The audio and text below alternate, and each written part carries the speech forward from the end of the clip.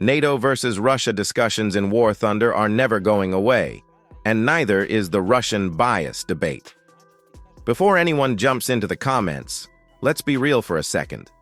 Every time something new gets added, people lose their minds. When the BMPT Terminator showed up at top tier, everyone was calling it broken. But then the exact same thing happened when the F-14 Tomcat got added. Suddenly you had Phoenix missiles and Fox 3 gameplay that most players didn't even understand yet. People didn't know how to notch, didn't know how to defend, and just called it OP. And honestly, that still happens today. When things like the Panzer SM came in, I even made a video about how strong its tracking and radar systems are, and I still stand by that. But over time, players adapt. They learn new tactics, how to counter it, how to play around it. Same with IRST. Yeah, it feels insanely strong. Sometimes it feels like you just can't escape it.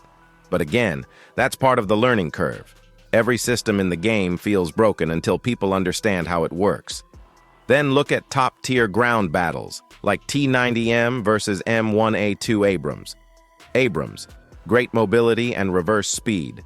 Fast reload, approximately 5 seconds with ace crew. Good gun depression, solid overall handling.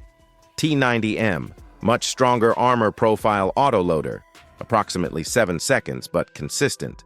Smaller crew, harder to survive crew loss, but lower profile. Strong APFSDS and good systems. So what's the point? Everything has a trade-off. Everything has a counter. The real issue is that whenever something new gets added, people forget everything else that already exists in the game. They focus only on what just killed them instead of the bigger picture. And I already know there are going to be people in the comments saying, "Yeah, but Russia," or "Yeah, but NATO."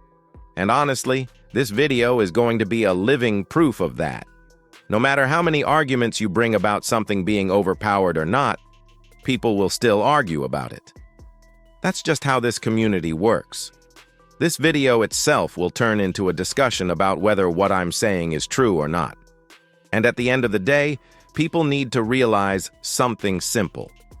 There will always be something stronger in one nation and something weaker in another.